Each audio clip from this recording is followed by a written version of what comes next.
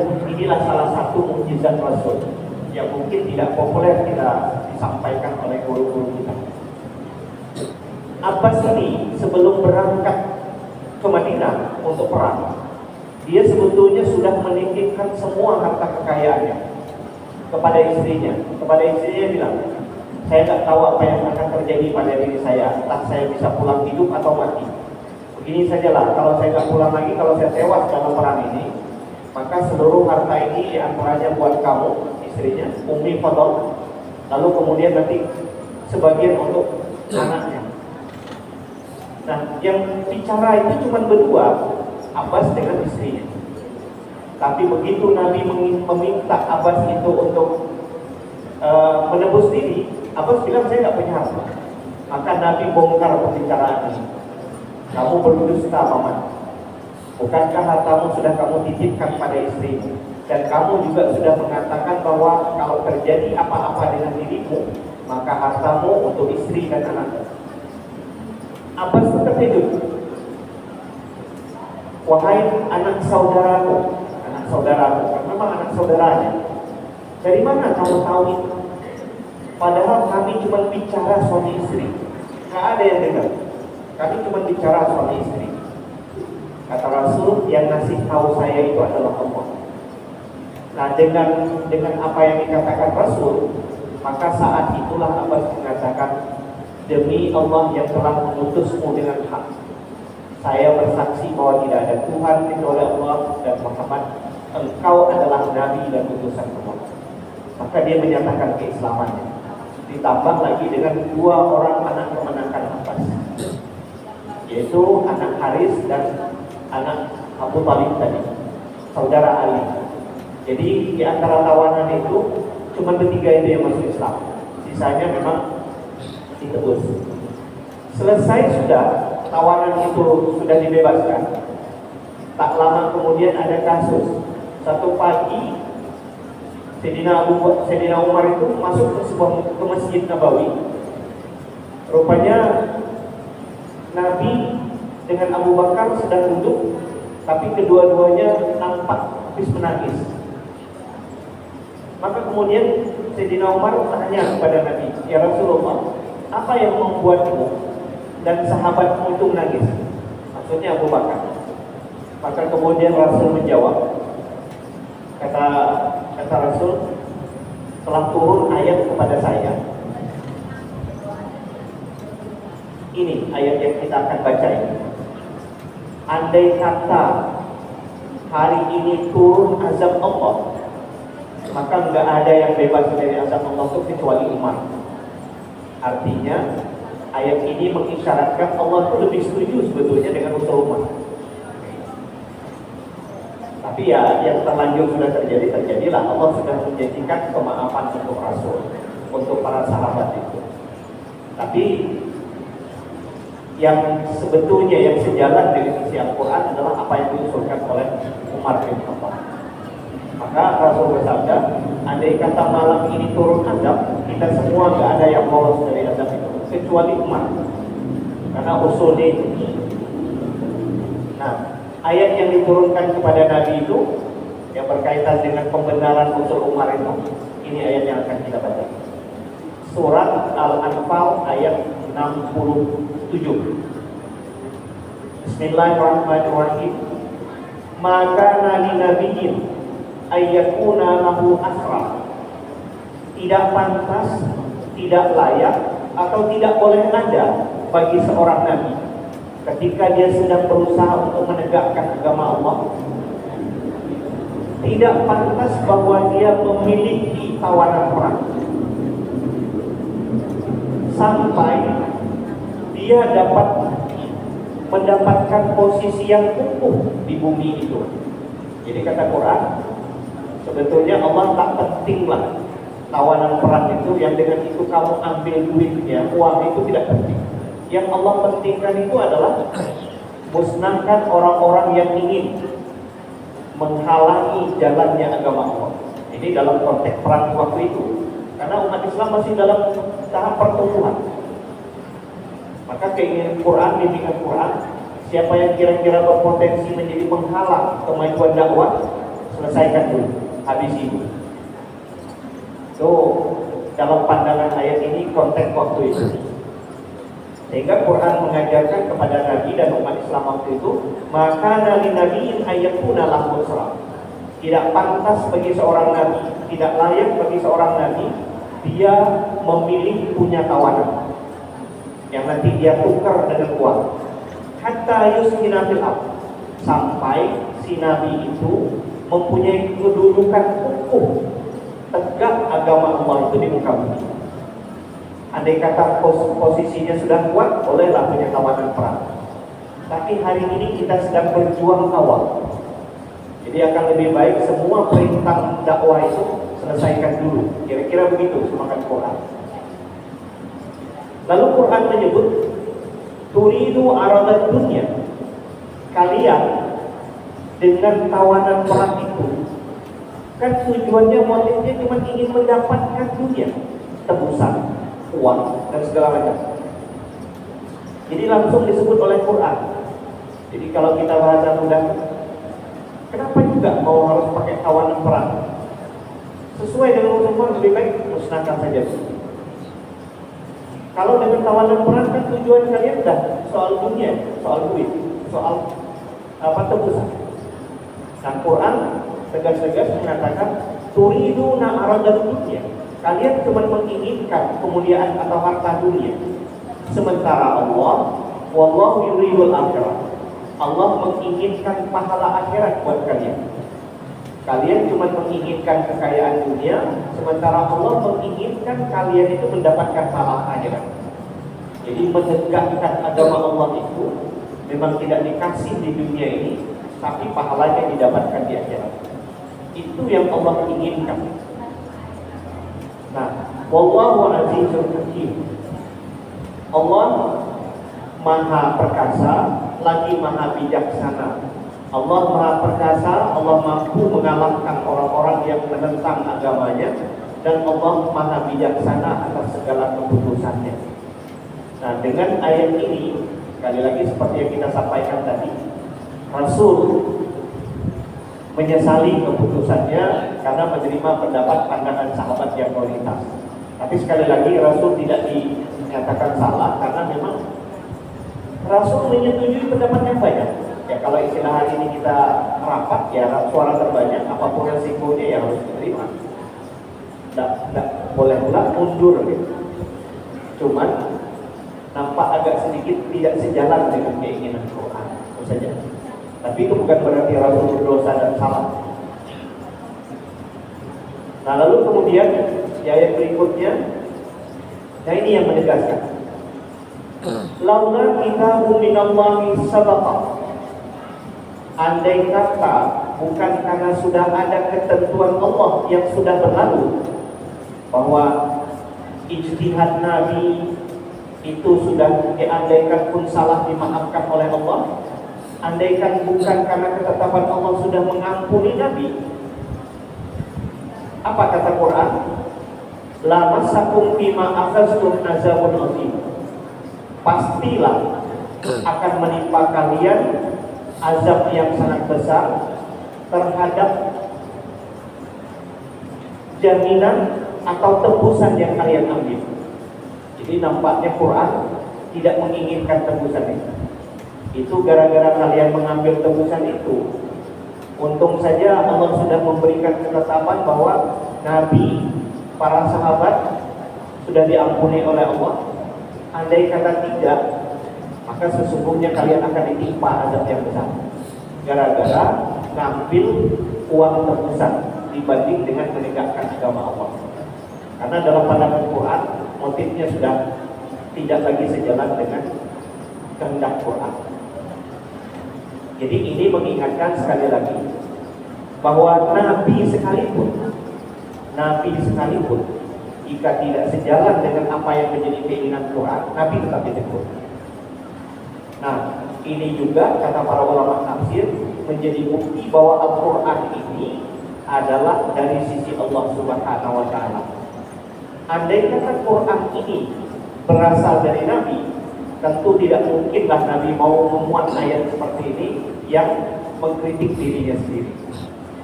Mana mungkin orang kalau bikin buku atau bikin kitab, yang kitab itu bakal mencela dan mengkritik dirinya sendiri, nggak mungkin. Tapi ayat ini tidak hilang dari Al-Quran. Nabi tetap menyampaikannya. Ayat yang kira-kira mengkritik kekhilafan Nabi itu tetap disampaikan oleh Nabi. Nah, ini tandanya bahwa Al-Quran itu memang diturunkan dari sisi Allah. Nabi tidak berani mengotak-atik sehuruf pun. Nah, jadi kembali lagi, kata Quran, andai kata tidaklah karena telah ada ketetapan dari Allah yang telah berlalu, pasti akan menimpa kalian azab yang besar terhadap apa yang kalian ambil berupa tebusan dari tawanan perang. Jadi gampangnya Quran gak suka dengan tebusan itu, betul. Tapi kemudian bagaimanapun itu sudah berlalu, dan sekarang Nabi sudah menerima tebusan itu, ditambah lagi dengan harta rampasan perang, ghanimah bahasa kita kemarin, harta rampasan perang. Nah, harta rampasan perang ini bagaimana hukumnya untuk umat Islam? Nah, Bapak Ibu yang saya muliakan, dulu mungkin kesempatan yang sudah cukup lama, kita dalam majelis ini pernah menyampaikan Nabi itu diberi Allah beberapa keistimewaan yang berbeda dengan nabi-nabi terdahulu.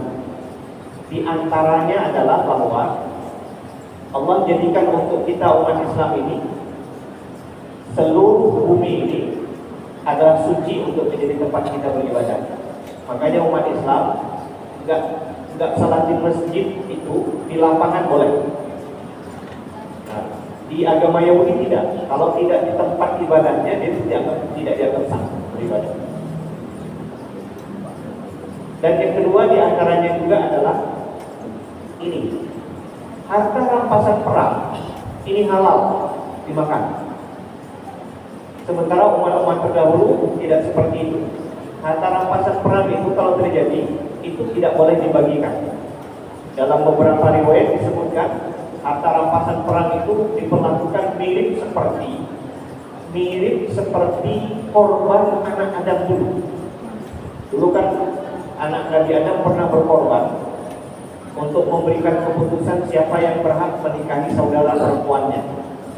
Nah, yang satu berkorban kambing, yang satu berkorban hasil tanaman.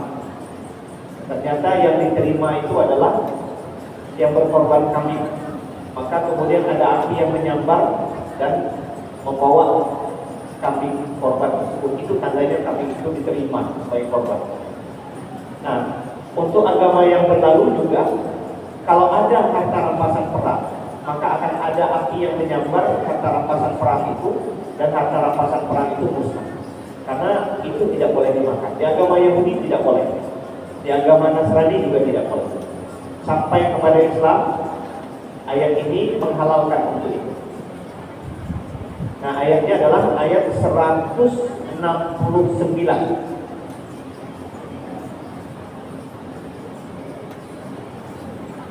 Fakulu mimma ghanimtum halalan thayyiban. Wahai umat Islam, makanlah dari apa yang telah engkau peroleh dalam perjuangan jihadmu itu, dan itu hukumnya adalah halal lagi baik. Jadi dalam hukum Islam, harta rampasan perang itu halal untuk dimakan. Tetapi kemudian Allah tetap mengingatkan, wattaqullah innallaha ghafurur rahim.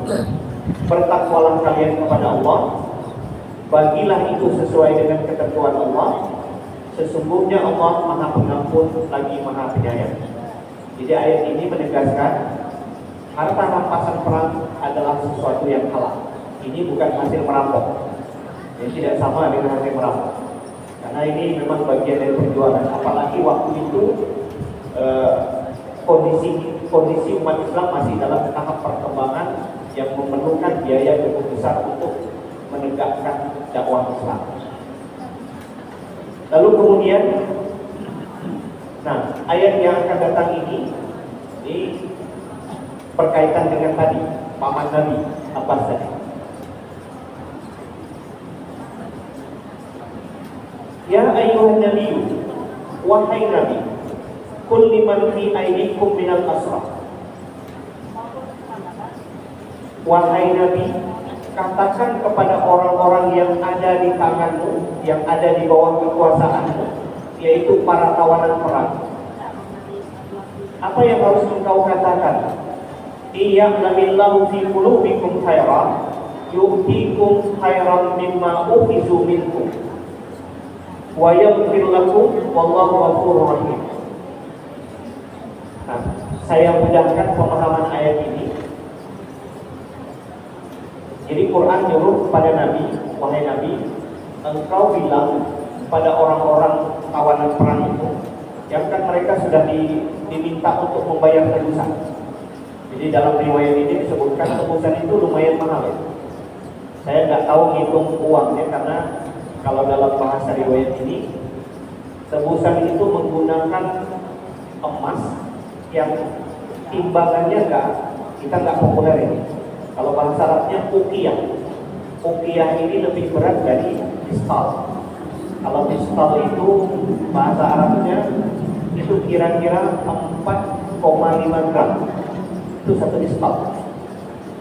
Kalau kita di Tebilahani mayam ya.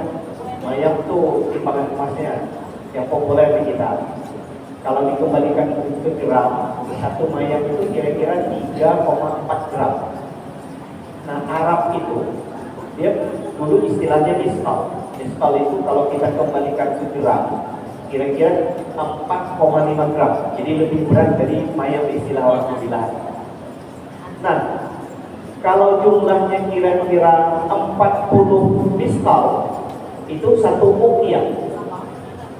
Jadi satu uqiyah ini itu seberat 40 misqal. Sedangkan satu misqal itu kira-kira 4,5 gram. Nah itu bisa dihitung nggak itu berapa? Nah sementara setiap tawanan dia harus membayar 200 uqiyah. Kali berapa? Saya nggak bisa hitung tuh banyaknya. Kalau emas hari ini 1 gram saja 2 juta, itu mungkin bisa puluhan juta itu mereka harus bayar tebusan. Itu dalam hitungannya.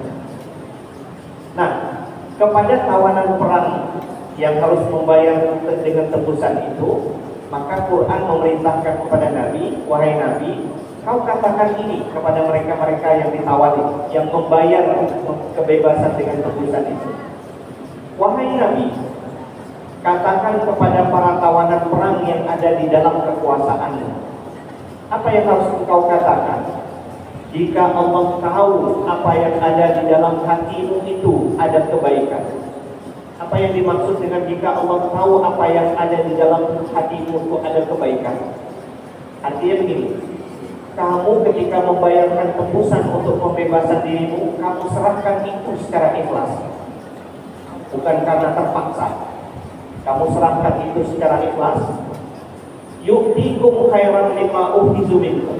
Nanti kata Allah akan ganti apa yang hilang darimu itu karena menebus itu.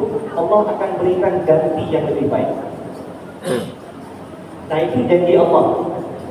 Suruh sampaikan kepada Nabi, kepada para tawanan perang. Nah kasus inilah yang kemudian terjadi pada Al-Abbas tadi.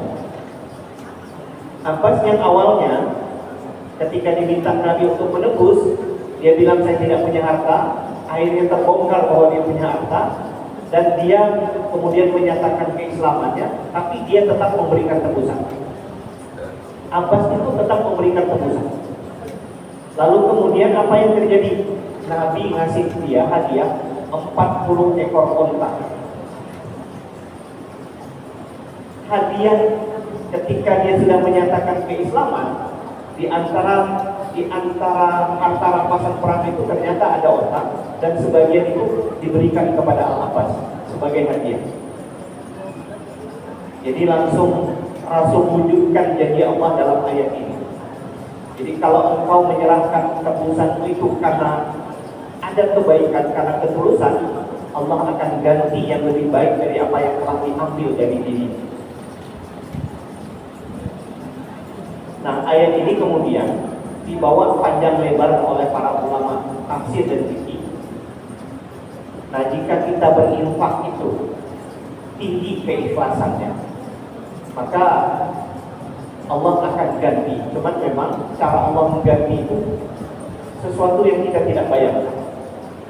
Nggak langsung begitu kita berinfak, misalnya langsung berinfak 10.000 diganti menjadi 50.000, nggak begitu juga. Tapi catatan kemuliaan amal itu tidak akan pernah hilang. Memang dalam bahasa ulama, andai kata semua pahala itu diwujudkan oleh Allah di dunia ini, maka dunia ini tidak akan pernah kuat untuk menampung amal atau pahala yang kita peroleh. Oleh sebab itu, apa yang Allah berikan di dunia ini itu cuma sekedarnya saja. Mungkin tak sampai 1%. Karena dunia ini tidak bisa menampung besaran pahala yang diberikan oleh Allah. Itu semua akan diberikan di akhirat bagi orang yang beriman. Nah, makanya dalam kaitan ini, ceritanya ini bukan untuk hitung matematika ya, tapi hitungan keyakinan kepada janji Allah terhadap pahala yang akan diberikan. Dan inilah yang terjadi pada Al-Abbas ini. Sehingga Al-Quran mengatakan bahwa kepada Nabi, jika Allah mengetahui apa yang ada di hati kalian, wahai para tawanan perang, bahwa hati kalian itu punya keinginan tulus dalam memberikan tebusan tadi, maka Allah akan memberikan yang lebih baik dari apa yang telah diambil dari kalian, yaitu berupa tawanan rampas tebusan tadi. Ditambah lagi wa yaghfir lakum, dan Allah akan mengampuni dosa-dosa kamu, dan Allah Maha Pengampun lagi Maha Penyayang. Tapi sebaliknya, ini juga gambaran kesejarahan apa yang terjadi pada Nabi dan umat Islam di awal. Apakah semua tawanan perang itu adalah orang-orang yang betul-betul tulus nanti menerima Islam? Ternyata tidak. Ada yang menjadi pengkhianat juga. Nah, begitulah dinamika dakwah Nabi. Nah, ayat yang akan datang bicara soal itu. Wa yuridu khiyanataka faqad khanullah min qablu. Tapi jika para tawanan perang itu ingin mengkhianatimu ya Muhammad, maka sungguh mereka sesungguhnya telah mengkhianati Allah sebelum kejadian ini. Nah, Bapak Ibu, berkaitan dengan ini ada juga kasus. Ternyata di dalam tawanan perang tadi ada seseorang yang saya lupa nama orang ini. Jadi dia merengek ke Nabi, ya Rasul, saya ini miskin. Di antara tawanan perang Badar itu, ya Rasul, saya ini miskin, saya nggak punya harta untuk menebus. Pokoknya pandailah dia merayu Rasul, merengek-rengek untuk dibebaskan dengan tanpa tebusan. Maka Rasul kemudian membebaskan orang ini. Dan orang ini berjanji, ya Rasul, saya berjanji saya tidak akan lagi memerangi Anda dan umat Islam, dan juga saya tidak akan membantu orang-orang yang menyerang Anda. Dia janji sama Nabi. Dan ternyata kemudian setahun ke depan, tahun berikutnya, dalam perang Uhud, ternyata dia ikut lagi orang ini. Dia ikut lagi. Dan setelah perang Uhud selesai, Nabi mengejar sisa-sisa pasukan dan ketangkap orang itu. Nah, begitu tertangkap, lagi-lagi dia merengek ke Nabi, ya Rasul, bebaskan saya. Saya berjanji tidak akan mengulangi kesalahan saya ini. Maka kata Rasul, ini hadis Rasul itu mungkin patut menjadi pedoman. Dan ini populer sebetulnya, cuma dalam bahasa yang berbeda. Kata Rasul, seseorang tidak boleh jatuh di lubang yang sama untuk kali kedua. Apa artinya? Kata Rasul begini, kalau saya bebaskan kamu hari ini, besok kamu akan teriak-teriak kepada masyarakat Mekah, saya sudah mengakali Muhammad 2 kali. Itu kata Rasul. Maka kamu tidak bisa dibebaskan, hukum mati. Maka Rasul bilang itu, orang tidak boleh masuk ke lubang yang sama 2 kali. Itu kalau sempat terjerumus ke lubang yang sama 2 kali, itu bodoh. Nah, gara-gara ini, makanya ketika dia menangi kali kedua, itu Rasul bilang begini, tidak bisa. Besok-besok itu kamu akan ngomong teriak-teriak kepada orang-orang Mekah itu, saya telah berhasil membohongi Muhammad 2 kali. Itu tak bisa itu. Maka orang ini dihukum mati. Nah, ayat ini menjelaskan itu. Wa yuridu khiyanatan, dan jika mereka itu tawanan perang itu ingin mengkhianatimu ya Rasul, maka sesungguhnya mereka telah mengkhianati Allah sebelum dia mengkhianatimu ya Rasul. Fa'amkana minhum, maka Allah memberikan kuasa kepadamu untuk membunuh orang tersebut. Wallahu alimul hakim, dan Allah Maha mengetahui lagi Maha bijaksana. Nah, ini tuntunan Al-Quran berkaitan dengan bagaimana memperlakukan tawanan perang.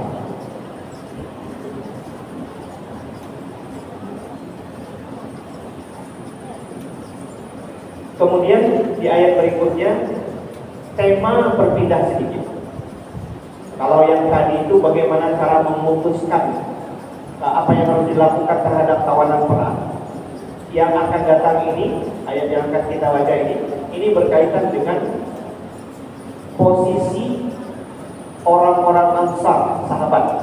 Nah, jadi kita kalau baca sejarah itu, ada umat Islam yang pindah dari Mekah ke Madinah, namanya Muhajirin. Ada orang-orang Madinah yang menampung, membiayai, menolong, itu disebut dengan Ansar. Nah, orang Ansar ini, orang-orang Madinah itu luar biasa pengorbanannya. Jadi mau berbagi segalanya untuk saudara mereka yang baru datang dari Mekah. Maka dalam perang ini juga, perang orang Ansar itu direkam oleh Al-Quran kemuliaan mereka. Nah, jadi kita kalau nanti baca tentang para sahabat Rasul, nah ingat-ingat juga ini, mereka itu adalah orang-orang yang mulia dalam memperjuangkan agama Allah di masa-masa awal. Nah, ini ditegaskan oleh Allah tentang kemuliaan orang-orang Ansar. Innal ladzina amanu, sesungguhnya orang-orang yang beriman, dan kemudian orang-orang itu berhijrah. Ini awalnya cerita tentang orang Mekah. Di Mekah mereka beriman, lalu kemudian hijrah ke Madinah. Setelah mereka hijrah ke Madinah, mereka juga wajahnya ikut berjihad dengan Nabi. Mereka berjihad dengan harta dan diri mereka di jalan Allah. Tambahan lagi, walladzina awaw, dan orang-orang yang menyediakan tempat dan menampung orang yang hijrah. Nah, inilah orang-orang Madinah. Jadi ayat ini memuji orang yang hijrah dan memuji orang yang menampung orang yang hijrah, orang Ansar. Walladzina awaw, dan orang-orang yang menampung orang yang hijrah itu. Wa nasaru, dan mereka juga mau menolong orang-orang yang hijrah. Maka kata Al-Quran, ulaika ba'duhum awliya'u ba'd. Mereka itu, sebagian dari mereka adalah menjadi saudara, menjadi kerabat dekat atas sebagian yang lain. Nah, saya harus berhenti dulu di ayat ini. Kata para ulama tafsir, ayat ini awalnya adalah rupanya dengan hijrahnya orang-orang Mekah ke Madinah dan dipersaudarakan oleh Nabi dengan orang-orang Madinah. Ternyata dulu itu juga berefek kepada adanya terjadi hak waris. Nah, ini dengan ayat ini, dulu itu orang-orang yang dari Mekah hijrah ke Madinah lalu dipersaudarakan oleh Nabi, mereka itu bisa menjadi pewaris. Nah, maka kalau kita mungkin ada guru kita yang ngajikan tentang fikih waris, kaitannya dengan ayat ini juga. Kan kalau kita ngaji sedikit tentang fikih waris itu begini. Siapa orang yang berhak mendapat warisan dan apa dasarnya? Dasar seseorang mendapat warisan itu adalah pertama, karena dia punya hubungan nasab atau hubungan darah dengan orang yang bakal diwarisinya. Kita ini terima warisan karena kita punya hubungan darah dengan bapak atau ibu kita. Kalau orang tua kita meninggal, kita berhak menjadi pewaris karena kita punya hubungan darah, hubungan nasab namanya. Yang kedua, orang itu berhak menjadi pewaris karena dia punya hubungan akad pernikahan. Suami meninggal, dia boleh menjadi pewaris dari harta istrinya. Istri meninggal, suami boleh menjadi pewaris dari harta istrinya. Sebaliknya, kalau istri meninggal begitu juga. Jadi apa penyebabnya? Karena ada hubungan akad perkawinan. Dulu yang ketiga adalah karena hubungan persaudaraan keagamaan. Jadi orang muhajirin yang pindah ke Madinah, kalau mereka meninggal, kepada siapa dia dipersaudarakan, maka saudaranya berhak menjadi waris berdasarkan ayat ini. Demikian pula orang muhajirin yang hijrah ke Madinah dipersaudarakan dengan orang Madinah. Maka kalau ada saudara yang dipersaudarakan itu meninggal, maka dia berhak menjadi ahli waris berdasarkan ayat ini dulu. Cuman kemudian hukum ini nanti belakangan dibatalkan, nggak jadi lagi.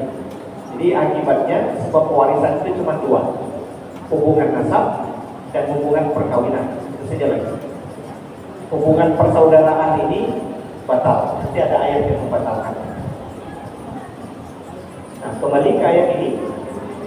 Orang muhajirin yang berhijrah dari Mekah ke Madinah dan mereka berjihad dengan mengorbankan harta dan jiwa mereka di jalan Allah. Ditambah lagi orang-orang yang menampung mereka, orang Madinah, dan memberikan pertolongan kepada mereka. Mereka itulah sebahagian atas mereka itu adalah penolong atas sebahagian yang lain. Nah, Bapak Ibu yang saya muliakan, ini yang bisa kita sampaikan dulu karena keterbatasan waktu. Insyaallah kita lanjutkan di kesempatan berikutnya. Billahi taufiq wal hidayah. Assalamualaikum warahmatullahi wabarakatuh. Bismillahirrahmanirrahim. Alhamdulillahirabbil alamin wassalatu wassalamu ala asyrofil mursalin sayyidina maulana Muhammadin wa ala alihi washabihi ajmain. Ya Allah ya Rahman ya Rahim ya Hayyu ya Qayyum ya Badi'us samawati wal ardi ya Dzal Jalali wal Ikram ya Wasi'ul maghfirah ya Arhamar Rahimin.